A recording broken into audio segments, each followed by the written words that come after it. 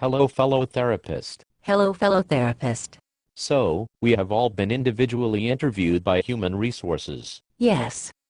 Each interview was lengthy, up to 90 minutes. Some of our colleagues report being quite emotional and crying. They do not have any sense of urgency over this. It has been many weeks since the interviews and we have heard nothing. Human Resources has finally compiled the findings into 4 pages of bullet points. Yes. And we learned that this is a very, very sick place. Yes. It is indeed a very, very sick place. This investigation has validated everything we were telling the big boss. It is true that the investigation by Human Resources validates everything we told the big boss about the problems in our workplace. It will be another many weeks before we meet as a team to discuss the results of this investigation. The investigation discovered that there is a lack of trust among team members. The investigation discovered that team members are not supportive of each other. The staff are split into 2 groups and don't work effectively. There is cautiousness to the point of stifling creativity and possible solutions.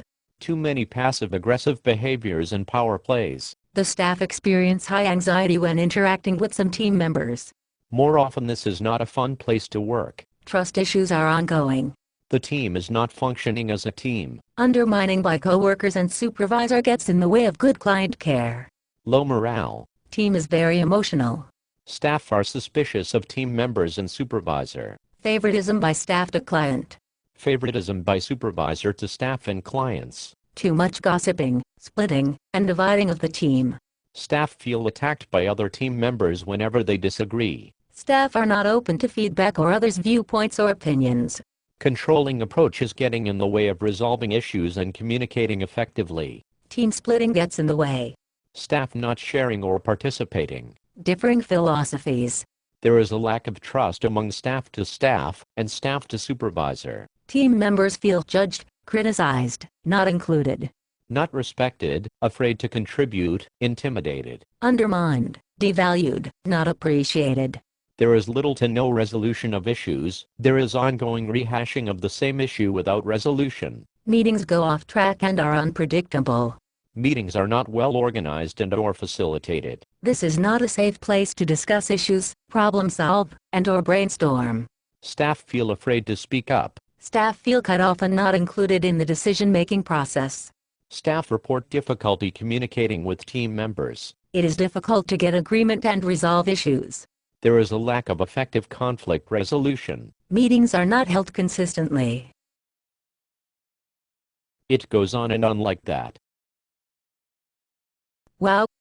That is really, really messed up. This is a very sick place. Yes. It is really, really messed up.